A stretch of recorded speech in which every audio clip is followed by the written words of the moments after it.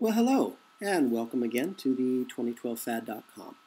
I will be your host for this evening, and my name is Charlie Bluehawk. Last night we talked about Incorporate America and the fantasy I once had, and I don't have fantasies anymore. My fantasy about buying a few shares in each of the top 1,000 corporations and demanding, as shareholders, that these corporations stop what they were doing to our country, to our people, to us, to the world. And nobody cared. And so that fantasy, that delusion, for me is now gone as well. The other two tragic fantasies of my life are also gone. The first, that people are basically good. They are not. And two, the second one, my fantasy that love was the most powerful, most important thing you could have in the world, and that you should do anything to get it. And the truth is, as I discovered, it isn't. So those delusions, those fantasies, were both destroyed for me completely. The first fantasy about people who were basically good was destroyed in New Zealand when I saw what people will degenerate into when they're left to their own devices. The second, the belief that love was the most powerful, most important thing in the world you could have, that was destroyed in Prague when I actually met my soulmate. And I'm quite serious about this. When I say soulmate, I'm talking about I could hear her thoughts, she could hear mine. I could feel her emotions, she could feel mine. She knew where I was, I knew where she was. We actually were two parts of the same whole. And she hurt me in ways that I could not even begin to believe were possible. And she really enjoyed it. And so for me, no more delusions, no more fantasies. And so tonight I thought we might chat about fleeing America and how, yet again, folks have been writing to us about just jumping onto a plane as fast as they can to escape the Nazi states of America. This is where I will have to stop you cold. Don't run. Don't flee. Don't panic. What you need to do is just sit for a minute and think. Reason your way through this. And this is really hard when you're scared. Believe me, I know. It's okay to be afraid. Just don't let your fear tell you what to do. Not when you have a chance to sit and think. I say this because what is the very first thing you have to do to run away from somebody? The very first thing you have to do when you run away from somebody is you have to turn your back on them. Which means you have to turn your back on your enemy. And you know what happens then? They stab you in the heart. So don't panic. Stop, think a minute. Take two. Now, what is the real situation? Let's figure it out. Are you in immediate danger? Is the mafia, the IRS, are they about to rob you of everything you own? The IRS, of course, is a privately owned offshore corporation located in Puerto Rico. And they're about to illegally steal your money from you. Well, that's easy. I can put you in touch with a lady who opens corporations in Nevada. You open yourself a corporation in Nevada, you open yourself a bank account in Nevada, you move your money to Nevada. You know why? Because Nevada is a sovereign nation. Every state of the Union is a sovereign nation unto itself. It is its own country. We only banded together as 51 states to have a common currency. That's the only reason, to have a common source of commerce, so we could do business with each other. The state of Nevada is a nation unto itself, and the nation of Nevada never signed a treaty with the IRS, a privately owned offshore corporation based in Puerto Rico. So the IRS has no treaty with the nation of Nevada and therefore cannot get information on you from Nevada. So if you're in the States, move your money to Nevada. Problem solved. I actually got several letters, very polite letters from the IRS a couple of times, asking me very politely if I would mind telling them how much money I made in my corporations in Nevada last year. Because they didn't know. I threw them away. Of course, now I'm a sovereign. I've declared my sovereignty with the IRS, and they don't bother me anymore because I've declared that I am not the property of the Queen of England. I am not the property of the U.S. government. I am a sovereign individual. I am a state unto myself, so they can't touch me anymore under the laws of black magic ritual that they subscribe to. Sounds ludicrous, doesn't it? I know, it is, but it's true. Okay, the other immediate threat, you're about to be arrested. Well, that's tougher. I have no advice on that one except, okay, you win, run for your life. But leaving the States now is not an automatic solution to your problems. Trust me, I know. For 6 years, I was lured, I was programmed, I was talked to, I was chatted up. I was susceptible to the massive advertising campaign that the government of New Zealand pays a major international advertising agency, Saatchi & Saatchi, to tell the world how wonderful they are. I was lied to by the government of New Zealand, by the corporations of New Zealand, by the New Zealand recruiters, and finally by my own attorney in New Zealand, all telling me the same things. That New Zealand was looking towards the future, that they had a severe shortage of high-end professionals. They wanted to move boldly into a bright future, that New Zealanders were friendly, welcoming, and happy people, and all foreigners were welcome. Well, after 6 years of mind control, my cat and I left for New Zealand, leaving behind a really good paying job in Nashville, Tennessee. And when I got there, the moment I stepped off the plane, I knew I'd been lied to. The good thing about being in New Zealand, when I finally die and I do go to hell, thanks to being in New Zealand, I'll pretty much know everybody in hell. If New Zealand is not hell, then it sits right at the front door. And I grew up in Hollywood. I mean, I would have bet money that I had seen every despicable, loathsome, dirty, foul-minded, underhanded, hateful, filthy human trait imaginable. But in New Zealand, my imagination grew. It grew exponentially. Thanks to New Zealand, I added a new word to my vocabulary, gibbering. I had encountered gibbering madness, a self-destructive, lunatic gibbering madness that I could not believe possible. And so, after being financially destroyed, and having not touched a woman at that point in 3 years, I fled the gates of hell and went to Europe, where an old witch told me that I would meet the true loves of my life and would have my next job. The old witch, of course, failed to mention that the true loves of my life would hate me, curse me, and want me lying dead in the streets. She also failed to mention that my next job would not be another corporate job, but instead I would have my own series of erotica horror books, and then I would be hosting a radio talk show, the 2012 Fad. And then I'd be writing more books on the 2012 Fad. We actually have 2 books now for the 2012 Fad. And she did not bother to mention that some old CIA friends of mine, this time, good people in the CIA who actually are human beings, would come looking for me to help them with their books and movie scripts. My point is this: don't run for the sake of running.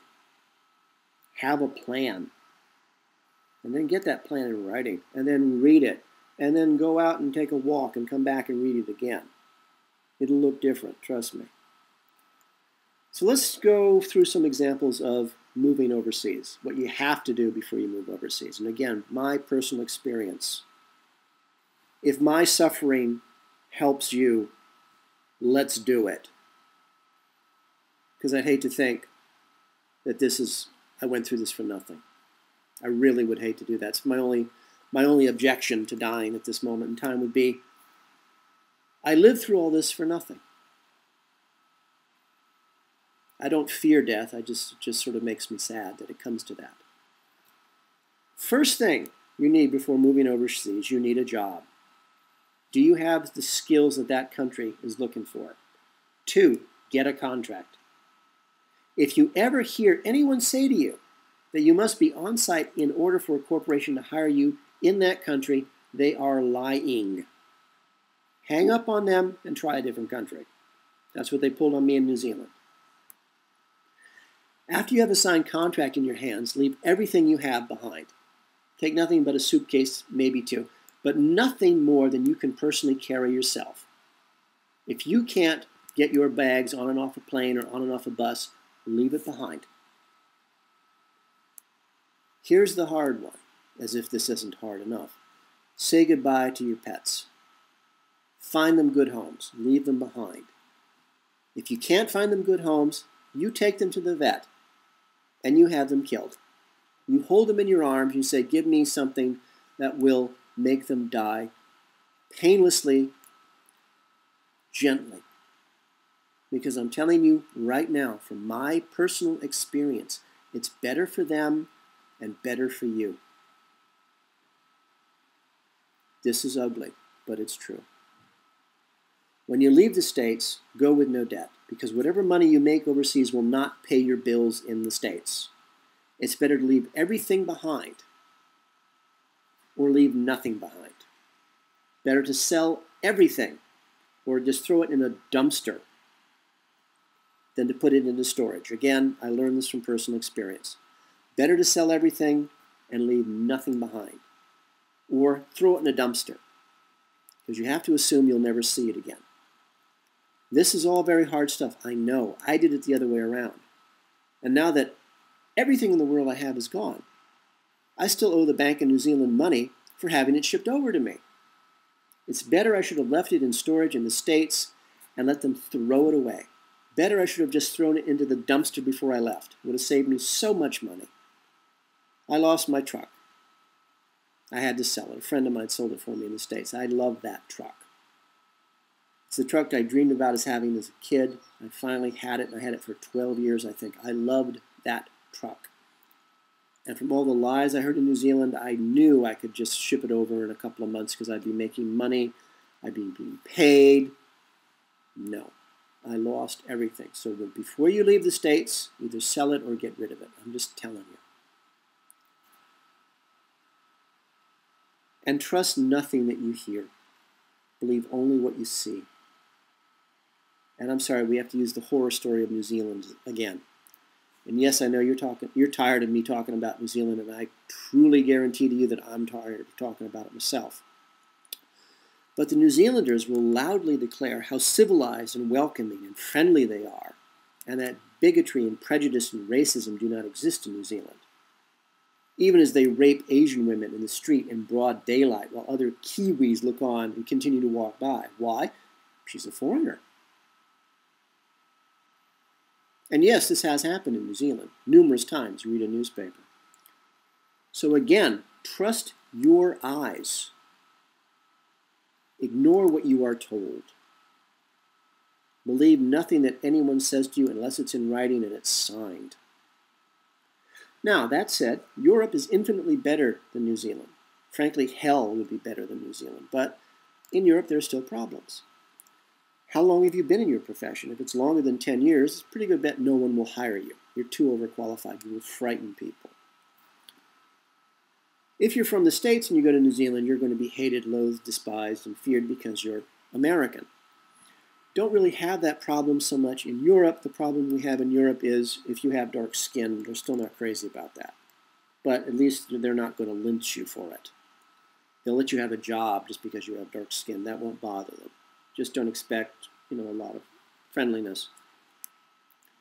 So running away from the States at this point in time is a good idea, but only if you have a plan.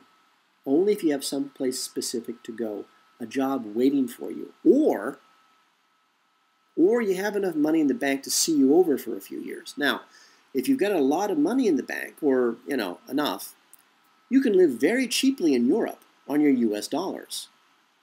And if you can live cheaply in Europe, you stay 90 days in one country, you spend another 90 days in another country, it'll give you a chance to find your legs. Germany's a great place. As Americans, we can go to Germany and stay as long as we like.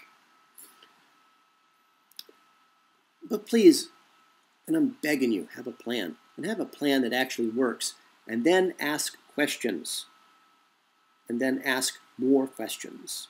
I should have asked the old witch who sent me to Europe. I was going to Buenos Aires. She said, no, you're going to Europe. I should have asked more questions of the old witch. That's why I tell the story over and over again. If I had asked the old witch, well, who are the true loves of my life? Are they going to be happy to see me?